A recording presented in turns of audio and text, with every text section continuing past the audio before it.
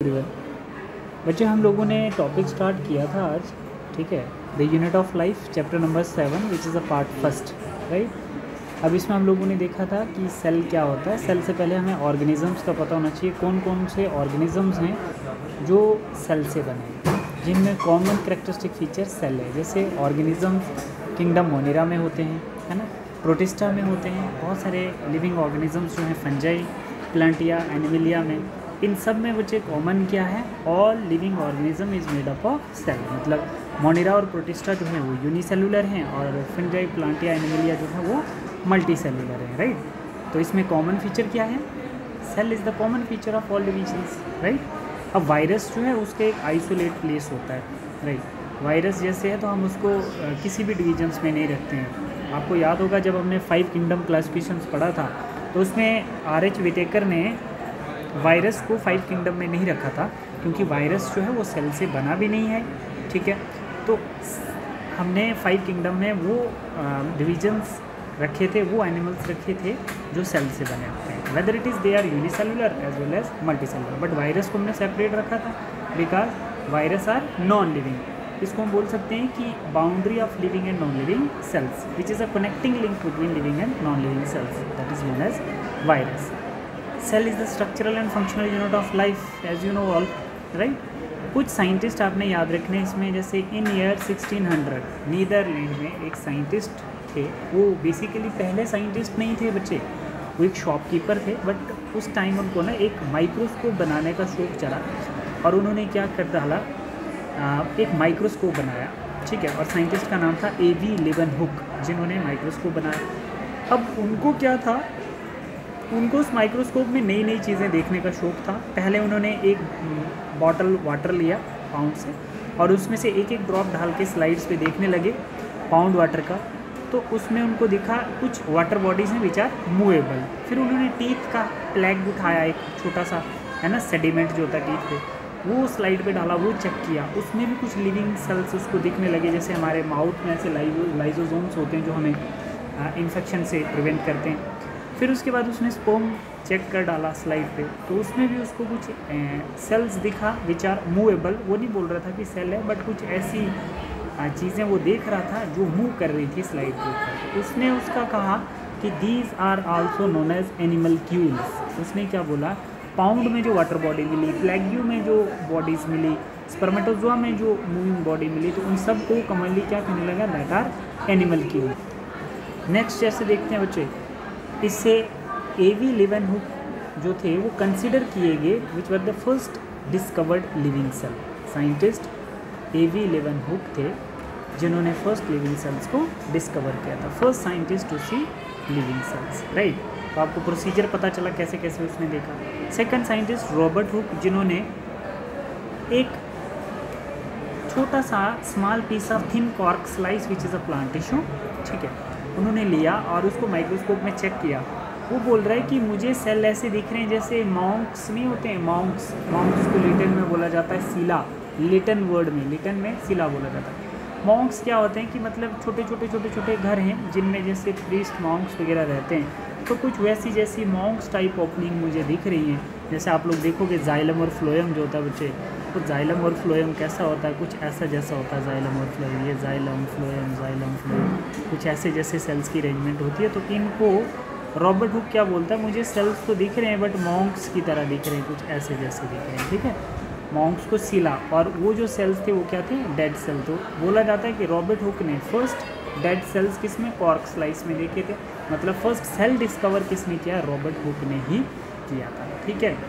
Robert brown जो थे 1831 में इन्होंने न्यूक्लियस डिस्कवर किया था कि सेल्स के अंदर जो न्यूक्लियस होता है उसमें जेनेटिक मटेरियल होता है। तो न्यूक्लियस डिस्कवर किसने किया है, रॉबर्ट ब्राउन ने डिस्कवर किया।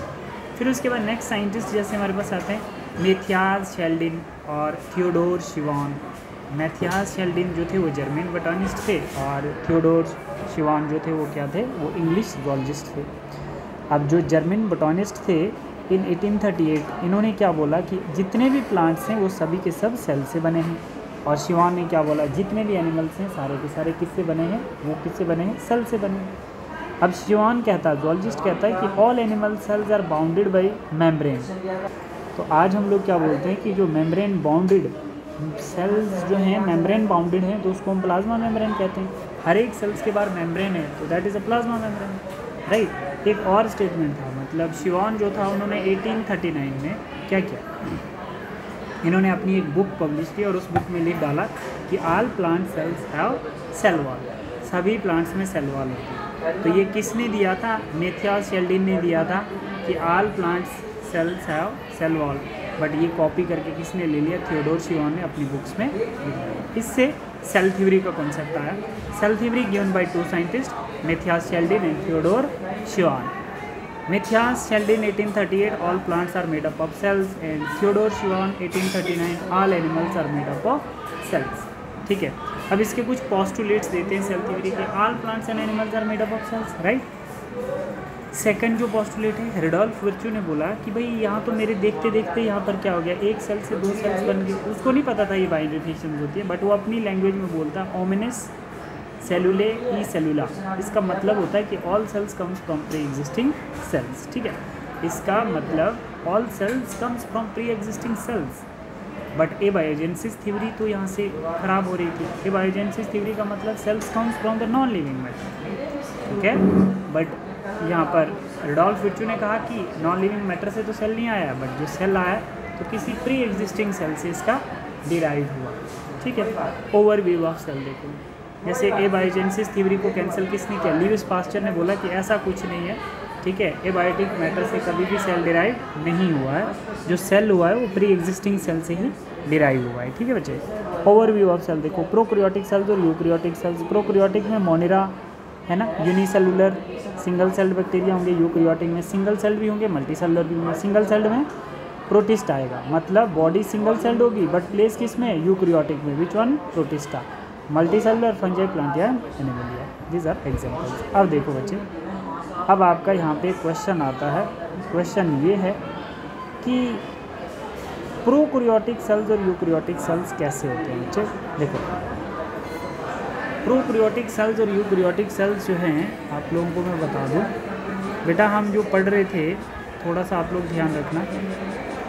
प्रोकैरियोटिक सेल्स से यूकैरियोटिक सेल्स 10 टाइम लार्जर होता है साइज़ में, एक बात ये याद रखना।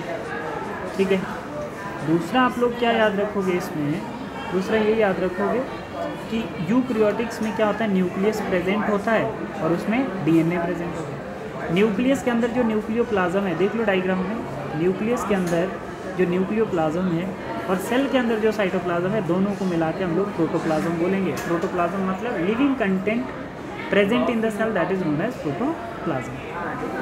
न्यूक्लियस के बैक साइड से राइज होती है न्यूक्लियर मेम्ब्रेन। देख लो यहाँ पे, ये न्यूक्लियर मेम्ब्रेन है, ये न्यूक्लियर मेम्ब्रेन है, और इस न्यूक्लियर मेम्ब्रेन के जस्ट आगे क्या राइज होता है, न्यूक्लियर मेम्ब्रेन के बैक साइड से राइज होती है एंडोप्लाज्मिक रेटिकुलम। सॉरी, अब ठीक है ना, न्यूक्लियर मेम्ब्रेन से राइज होती है एंडोप्लाज्मिक रेटिकुलम, और एंडोप्लाज्मिक रेटिकुलम की जस्ट बैक साइड होती है गोल्गी बॉडी। आपने ये ध्यान रखना है, these are all cell organelles.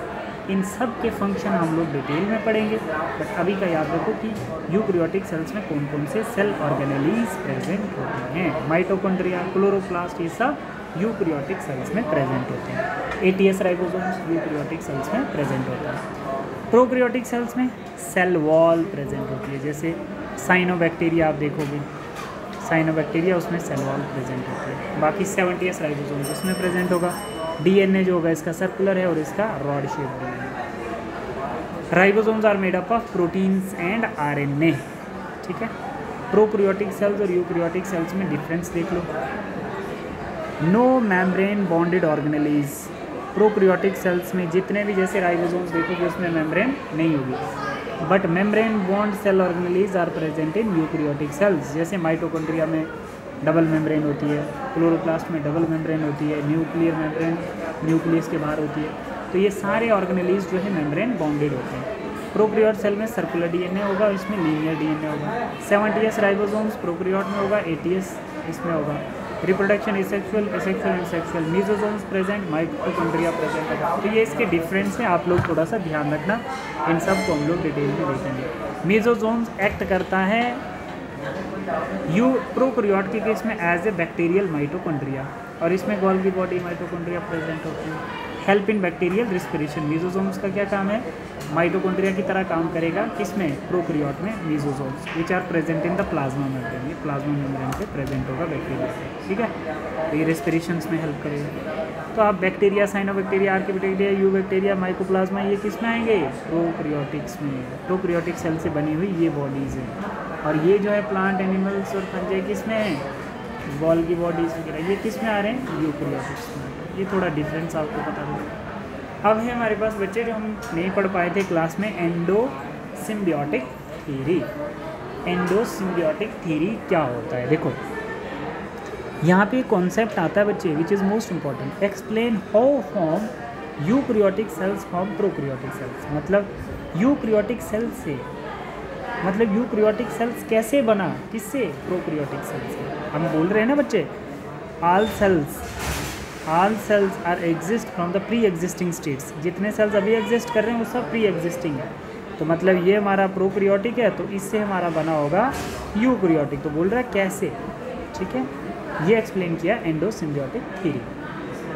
देखो बच्चे, जैसे लार्ज प्रोकैरियोटिक सेल्स होगा कोई, वो इनगल्फ कर दे रहा है स्मॉल प्रोकैरियोटिक सेल्स को। बहुत सिंपल करके मैं बता रहा हूँ। अब ये इनगल्फ कर दिया इसने, है ना, लार्ज ने स्मॉल प्रोकैरियोट को इनगल्फ कर दिया। आपको पता है ना, बड़े बड़े जो मछलियाँ होती हैं छोटी छोटी मछलियों को खा लेती हैं, जो बड़े बड़े सेल्स होंगे वो छोटे छोटे सेल्स को खा लेते होंगे।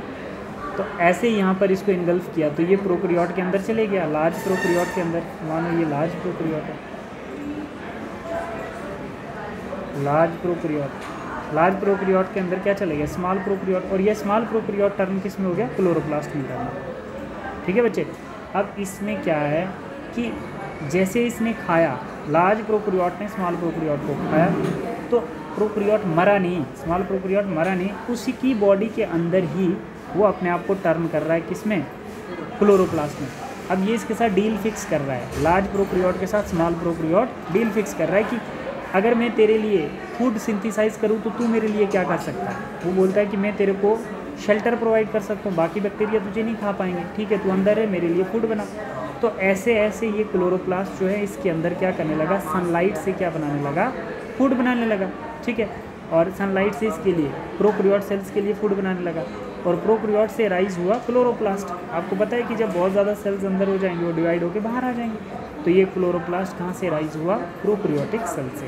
अब आपको समझ में आ गया कि जैसे ही लार्ज प्रोकैरियोटिक सेल्स ने स्मॉल प्रोकैरियोटिक को खाया, तो स्मॉल प्रोकैरियोटिक लार्ज प्रोकैरियोटिक के अंदर सनलाइट की हेल्प से फूड सिंथेसाइज करने लगा, और उसको हम लोग क्या बोलने लगे, विच इज़ अ क्लोरोप्लास्ट। और क्लोरोप्लास्ट आपको पता ही है बच्चे, first membrane bonded cell organelles है, और ऐसे ही फॉर्म हो गया है यूकैरियोटिक सेल्स, और इसी को हम लोग यूकैरियोटिक सेल्स भी बोलते हैं, ठीक है बच्चे।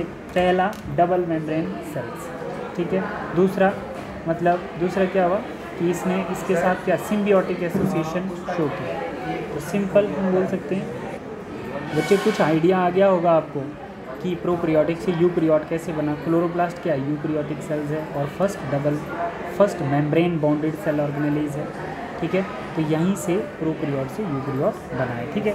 अब बोला जाता है कि जो क्लोरोप्लास्ट और माइटोकॉन्ड्रिया है, इनका सेम ओरिजिन होता है। जैसे ये क्लोरोप्लास्ट बना वैसे ही माइटोकॉन्ड्रिया भी बनता है, वो हम देखेंगे। These two cell organelles are very special, it is known as semi autonomous cell organelles. ये नीट की लाइन है, ठीक है। इसको हम सेमी ऑटोनोमस ऑर्गेनेलिज कौन कौन से होते हैं, माइटोकॉन्ड्रिया और क्लोरोप्लास्ट जो है वो सेमी ऑटोनोमस ऑर्गेनेलिज हैं, क्योंकि यही इनके ही प्रोकैरियोट से यूकैरियोट्स बने हैं फर्स्ट। स्पेशल ऑर्गेनेलिज क्यों बोलते हैं, इट हैज़ ओन डीएनए, इनका अपना डीएनए है और अपना ही राइबोसोम्स है। देखो जैसे मानो ये एक हमारा सेल है, इस सेल्स के अंदर क्या होगा, क्लोरोप्लास्ट होगा, और इस क्लोरोप्लास्ट के अंदर 70s राइबोसोम्स है, इसका अपना राइबोसोम है, तभी इसको स्पेशल ऑर्गेनेलिज बोलते हैं।